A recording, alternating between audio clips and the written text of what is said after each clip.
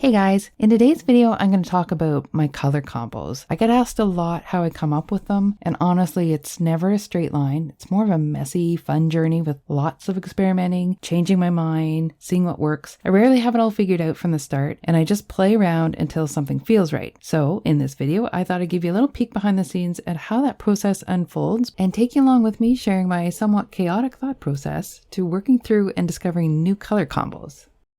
So the first thing I usually do is I pull out my square samples and I dump them and I kind of go through them to see what really pops. And then when something catches my eye, I kind of build on that idea. So I was watching a renovation show one evening and I noticed the decorator did the living room in a color combo that really caught my eye. I wanted to try this combo that she was working with. It had a soft baby blue and she threw in a dark forest green for some pop. Now that's not something I would have said had worked. In fact, I watched it for a bit and said, that's not going to work. Like, that's just not going to look very good. But it did. So I thought, okay, now I have to give it a try. So I picked a range of colors to start playing with, some blues and greens, some in-between blue and greens, and some neutrals. And then I went over to my mandala blanket, which was the one that I was working on at the time, the mandala bloom. And I thought I'll experiment there just to see how it works. I did quite a few rounds and I tried to get all the colors in there. And I was kind of happy with it, but I was thinking I got too much going on here. So I thought I better narrow this down, and I actually took out the medium blue-green and I just went with 2 blues, 2 greens, and I'm trying the 2 neutrals. So by this time I was working on my fusion diamond, and that was where I decided I'd try this new color combo. This square allows for a lot of color in a small space. But I thought maybe I could drop out one of the neutrals, most likely the beige, because I got a lot of soft going on there and only that dark green for a pop. So I thought I'd remove one of the soft colors. So now I'm down to 5 colors, and I wanted to try an experiment, which I will often do, where I work the colors in the same order, but I keep changing which one I start with so that you get a different look for each square. I did the square 4 times and I kept the color order the same. I pretty much liked the look that I had. I liked the colors beside each other, but depending on where the colors fell in the square, there was more of some and less of others. But the green was a little much on some versions. It worked, I think, on the top 2 squares, but it was a little much for my taste on the lower 2 squares. You have to be careful with that dark color that you add in for a pop, because sometimes it can overpower your design if you put too much of it in.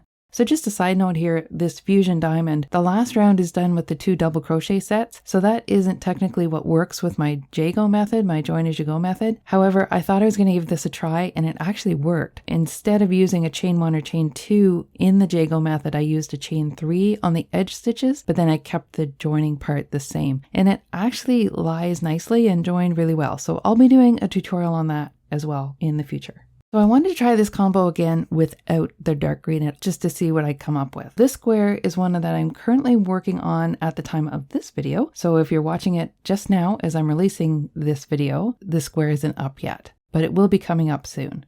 It doesn't even have a name yet, so I'm not sure what it's going to be called. So this is a little sneak peek for you guys. But I am building it onto my Mystic Harmony square. That's my Mystic Harmony square in the center. And then I'm building it out similar to what I did with the Fusion Diamond, just working out the triangles on the sides.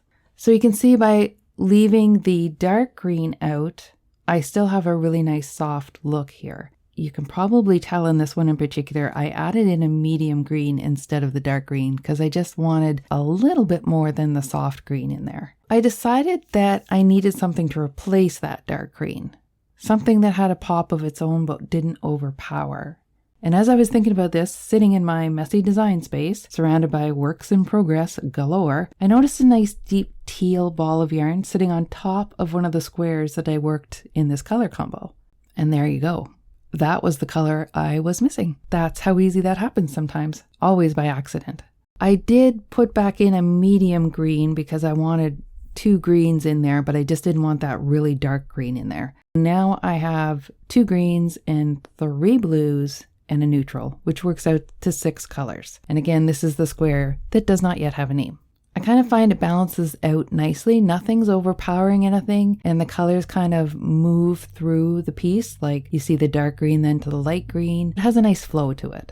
So now I'm yet into another color scheme, and I do like the original idea of the dark green, but this video is all about how the color schemes evolve, and in the end I usually end up with quite a few ideas, not just one. So I wanted to try it again on the Fusion Diamond because once I get into a color scheme, I get kind of addicted to it. And this one I dropped out the medium green, but by accident. I actually forgot that I had it there, so it didn't get used. I could easily replace any of the light green sections with it though. It might give it a little more depth if I put a little bit of a deeper green somewhere in the middle of the square. So this is just a glimpse into how my color ideas evolve. It's a winding path filled with trial and error. I often undo rounds that don't feel right, swapping in different colors. My plans change countless times and there's a lot of accidents involved. I'm not sure what I'll do with all these squares that I've created over the years from trial and error, but they'll probably become a wonderful scrap blanket someday. So I hope that my trial and error helps you guys and saves you some time with having to do this part yourself. I'll be sharing these squares over on my Swatch Wall Collections area soon with the yarn info as well. That's one of the perks you guys get as members. Let me know if you want to see more videos like this. This space is all about inspiring you guys to create